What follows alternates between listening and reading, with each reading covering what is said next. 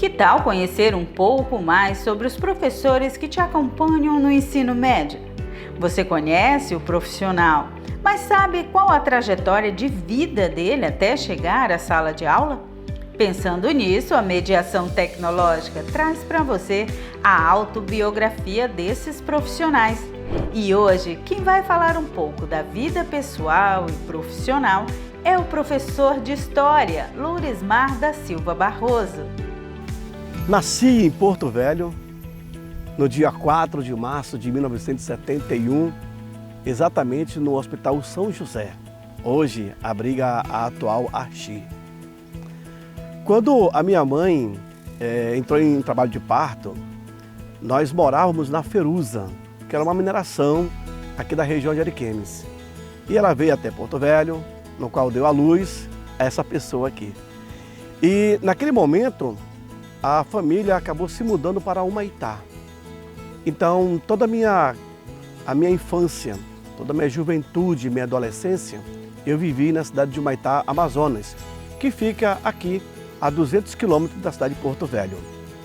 Em Humaitá, eu aprendi todo o ofício que uma criança, um adolescente e um jovem pode obter.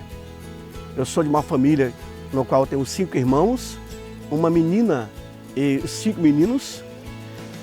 Eu vim de uma família muito humilde, muito pobre e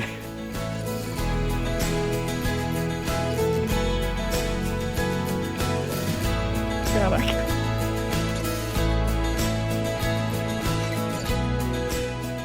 Naquela época era muito difícil as coisas e quando eu tinha lá meus 12, 13 anos, eu lembro que meu primeiro emprego, eu trabalhava na confecção.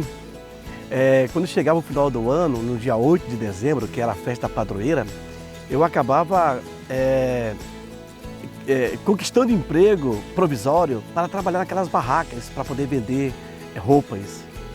E aí, um certo momento, eu comecei a trabalhar lavando carros, ganhava o meu dinheirinho, isso com meus 12, 13 anos. Lavei bastante carros. E depois o seu Idalberto Ferreira de Macedo, que era um tabelião, ele viu as minhas qualidades e acabou me convidando para eu ser office boy do cartório. E eu fui ser office boy desse cartório, primeiro ofício. E ali aprendi muita coisa. Até que, meus 14, 15 anos, eu acabei entrando na Cooperativa dos Menores, no qual eu me tornei pequeno colaborador. Na Cooperativa dos Menores, em Humaitá, é uma instituição comandada pelos salesianos, voltada para a filosofia de Dom Bosco.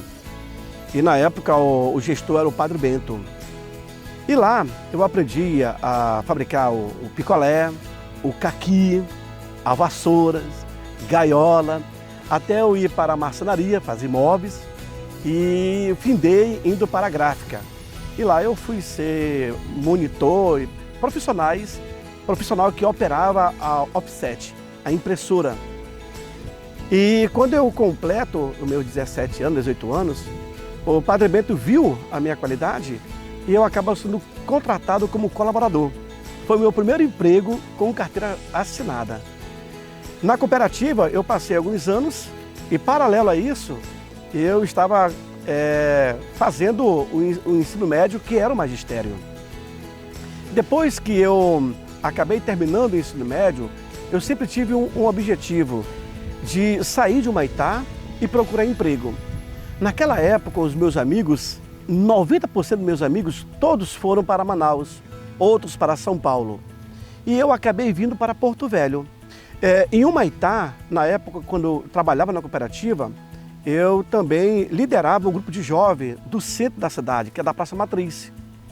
Então, pela minha vocação salesiana, os meus pais eram muito religiosos, minha mãe principalmente, o meu pai, Luiz Gonzaga Lopes Barroso, minha mãe, Raimundo da Silva Lima, que já partiu dessa vida, me deixou muitos ensinamentos. E eu acabei caindo na graça do bispo Dom José Juvencio Balestieri, que era o bispo de Humaitá, e ele me fez o convite para eu seguir a carreira de salesiano, vindo para Porto Velho. Quando eu cheguei em Porto Velho, no seminário João 23, que é hoje o Colégio Dom Bosco, hoje funciona a Faculdade Católica, os seminaristas já tinham entrado e eu cheguei atrasado. E o padre na época falou assim, olha, veja se é isso mesmo que você está querendo, porque os noviços já entraram. Então vem aqui todas as semanas conversar, se socializar, se familiarizar. E eu falei, tudo bem. Como eu tinha vindo de Humaitá, não conhecia nada sobre Porto Velho, eu fiquei sabendo que existia cursos técnicos no Senac. E aí eu fui fazer curso técnico no Senac, manhã, tarde, noite. E aí foi na época que eu comecei a aprender a datilografar em máquina manual, que colocava aquele banquinho para você não ver as teclas, máquina elétrica e a máquina eletrônica. E também a novidade era o computador. Eu fui aprender a mexer no computador. E paralelo também eu fiz um curso de gerenciamento humano. Na época, quando eu estava fazendo esses cursos, manhã, tarde e noite, apareceu o primeiro concurso público e eu fui fazer. E eu acabei passando. Foi o concurso da Polícia Militar do Estado de Rondônia. Foi o primeiro concurso no qual eles incentivavam para ter o ensino médio. O primeiro concurso de ensino médio do Estado. Eram 200 vagas e só passaram 77.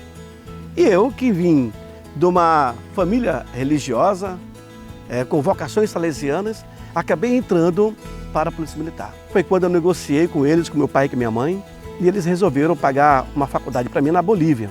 Na época também já existia Cochabamba, Ribeira Alta, Santa Cruz de la Sierra, La Paz, e eu resolvi ir para Cochabamba, cursar Direito Internacional. E eu fui cursar Direito Internacional. Passei 2 anos, eu não aguentei. Por quê? Desde 12 anos eu já tinha essa prática do trabalho, eu já estava acostumado a ganhar meu dinheirinho. E aí eu falei para meus pais que eu queria desistir do Direito Internacional.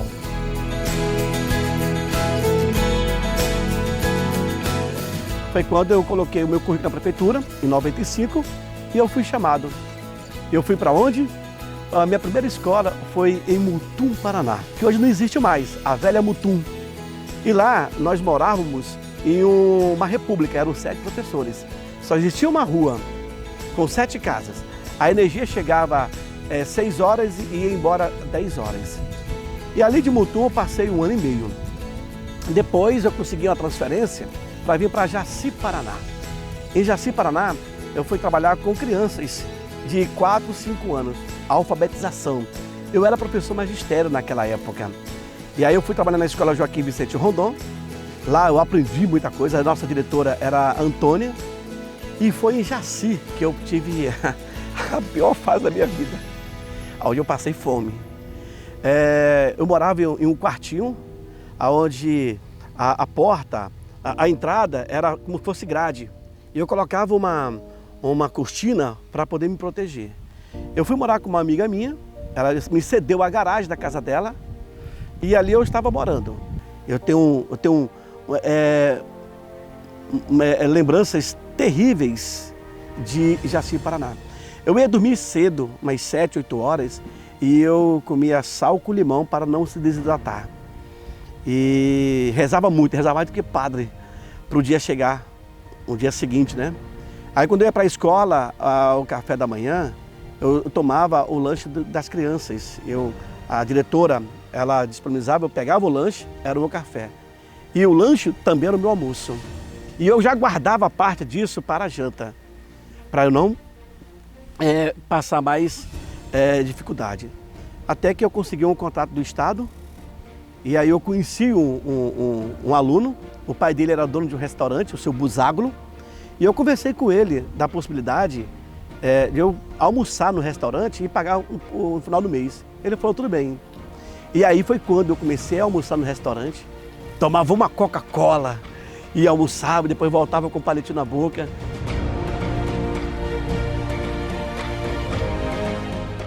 A primeira oportunidade, eu consegui a transferência para Porto Velho. E eu fui trabalhar na escola do outro lado do Rio Madeira, Ermelino Brasil. Essa escola, eu cruzava todos os dias a balsa. Você tinha que esperar a boa vantagem da balsa para poder dar aula, atravessar, dar aula e depois voltar. Então, era trabalhoso, era difícil. Aquelas poeiras na época do verão. E aí foi vencendo até que em 97 apareceu o primeiro concurso do estado e eu fiz. Fiquei em 36º lugar, de 800 no total. O meu segundo concurso eu passei, que foi do estado, em 97. Fui trabalhar na escola Herbert de Alencar, lá na Nova Porto Velho, perto do Banco do Brasil. E aí passei um ano quando eu acabei sendo transferido para o Carmela Dutra. E aí no Carmela Dutra eu passei mais de 10, 15 anos lecionando. Depois do Carmela, paralelo, eu acabo entrando na escola Tiradentes, da Polícia Militar. E lá conheci vários outros amigos. E foi ali que eu comecei a ver o mundo com outros olhos. Em 2000, eu fiz o PROACAP, que era um programa de habilitação ao professor leigo, magistério, e eu resolvi fazer História. Feito História, em 2004 eu termino o curso de História. E eu fui um dos primeiros professores a lecionar para escolas particulares. Do meu grupo, 40 professores, eu fui o primeiro. Em 2011, eu vi que muitos colegas estavam fazendo pós-graduação. Eu queria uma pós-graduação dentro da minha área. Até que surgiu pela Faculdade de São Lucas, a Arqueologia, e eu acabei frequentando esse curso de Arqueologia. E aí me especializei em Arqueologia da Amazônia. Em 2015, apareceu um outro concurso para o mestrado e eram vários concorrentes. Eu acabei ficando em 10º lugar. Eram 10 vagas e eu fiquei em 10º lugar. Era um minter entre a Faculdade Católica e a PUC do Rio Grande do Sul. Eu acabei ficando em 10º, passei e fui fazer um mestrado em História pela PUC. Por isso que eu falo que hoje eu sou filho da PUC, né? E ano passado, 2022, teve um concurso para o doutorado e de 327 candidatos, eu acabei também conseguindo uma vaga. Hoje eu sou doutorando em Educação, é um DINTER com a Faculdade Católica e a Universidade no Vale do Itajaí, entre a Faculdade Católica e a Univale de Itajaí, Santa Catarina, que é esse DINTER. Em 2015, quando eu termino o mestrado, eu acabo sendo chamado para ir trabalhar na SEDUC. A professora Angélica fez o convite e aí eu entrei para ser formador pela SEDUC. E na época, em 2016, já tinha a ideia de se formar um projeto para atender os alunos do interior do estado. Antes de 2015, havia muitas greves no estado, por falta de professor, a localidade era muito longe, etc. E aí veio o projeto Mediação Tecnológica, no qual hoje eu faço parte. Sou um dos pioneiros, um dos antigos. Foi feito o convite e eu aceitei para lecionar História. Foi aí que eu acabei trabalhando com as aulas temáticas, hoje na área de História.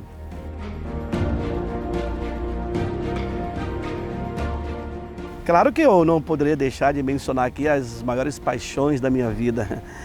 A primeira, está em primeiro lugar, é a família, né? Meu pai e minha mãe, e hoje a minha família, a minha esposa e as minhas 2 filhas, Cassiana e Lilith, e a minha esposa Edilene. E fora desse ciclo de paixão, eu tenho aquela que me dá prazer quando eu entro dentro dele e dou um rolê, que é o meu Fusca ano 1965. É de grande agrado eu possuir essa máquina do tempo. Daqui a 2 anos ele irá completar 60 anos e vai ter bolo sim, vai ter bolo.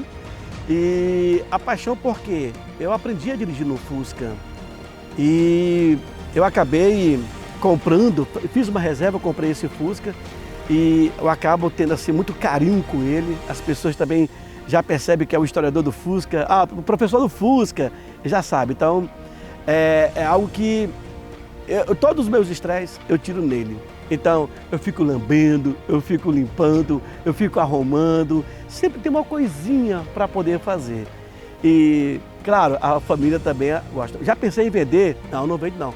Faz parte da família, é um relicário. Infelizmente vai ter que ficar até quando eu fechar os olhos.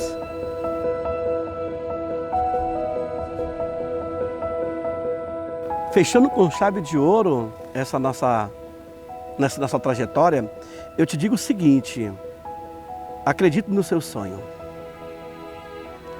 O sonho, ele não pode envelhecer, senão nada mais terá sentido.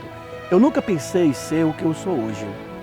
Eu nunca sonhei em ser um futuro doutor, um futuro historiador, ter o que eu tenho hoje. Tudo foi à base de muito trabalho.